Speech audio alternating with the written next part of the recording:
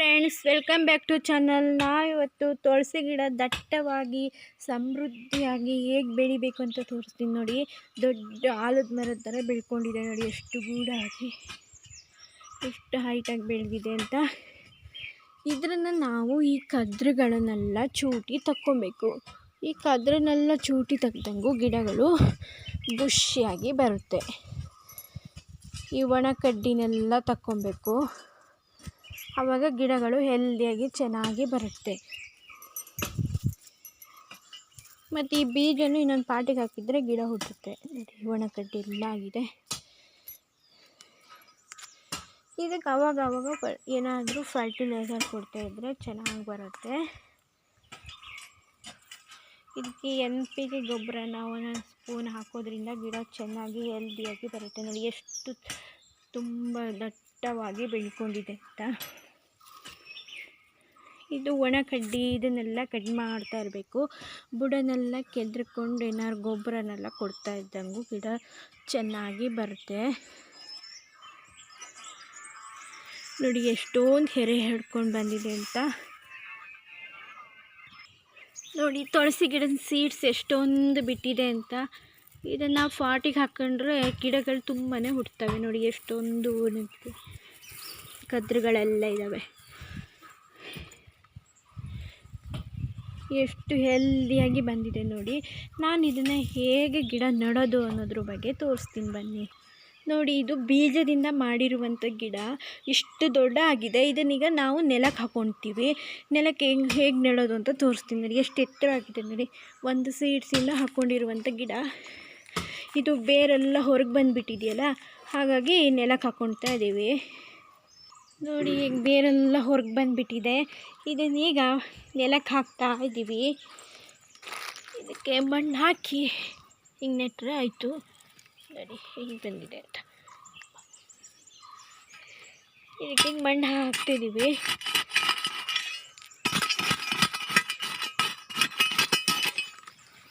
ಇದಿನ್ನು ಬುಷಿಯಾಗಿ ಬರುತ್ತೆ. ಇದಕ್ಕೆ ಏನಾದ್ರು ಫರ್ಟಿಲೈಸರ್ ಎಲ್ಲ ಹಾಕ್ತಿದ್ರೆ ಗಿಡ ಚೆನ್ನಾಗಿ ಬರುತ್ತೆ ನೋಡಿ.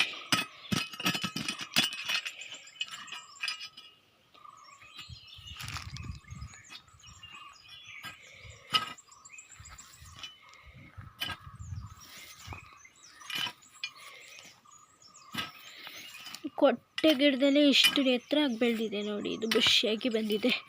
ಇದು ನೆಲಕ್ಕೆ ಹಾಕಿದ್ರ ಮೇಲೆ ಇನ್ನೂ ಚೆನ್ನಾಗಿ ಬರುತ್ತೆ.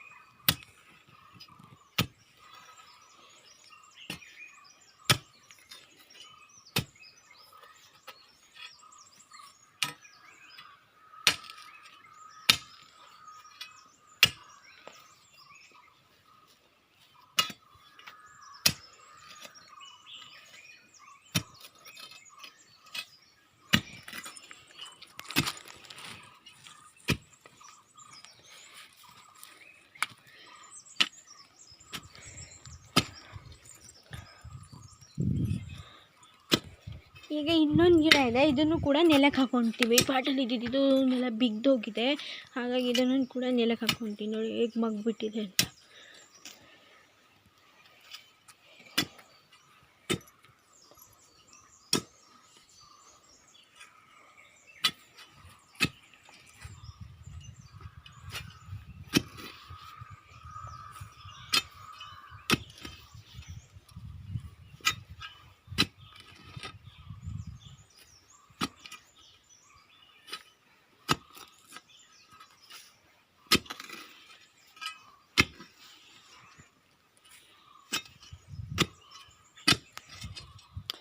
ನೋಡಿ, ಇದೊಂದು ಕಲರ್ ವೆರೈಟಿ ಹೇಗೆ ಬಿಟ್ಟಿದೆ ಅಂತ. ಎಷ್ಟೊಂದು ಹೂವಾಗ್ಬಿಟ್ಟಿದೆ ಅಂತ.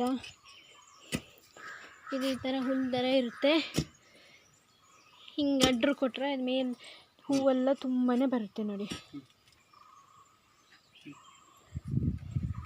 ಈ ಗಿಡನ ನೆಲಕ್ಕೆ ಹಾಕ್ಕೊಳ್ತೀವಿ ಈಗ.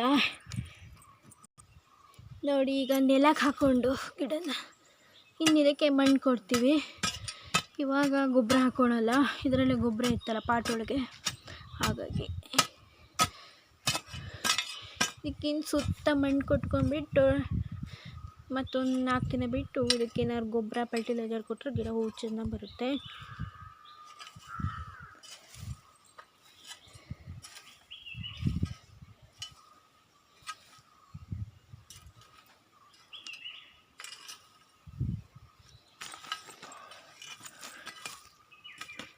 ಈ ಪಾಟಿಗೆ ಇನ್ನು ಯಾವ್ದಾದ್ರು ಬೇರೆ ಗಿಡ ಹಾಕ್ಕೊಬೇಕು ಯಾವ್ದಾದ್ರು.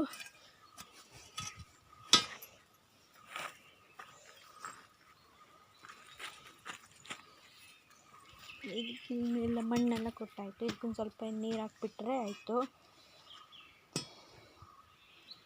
ನಿಮಗೇನಾದರೂ ವಿಡಿಯೋ ಇಷ್ಟ ಆದರೆ ಲೈಕ್ ಮಾಡಿ.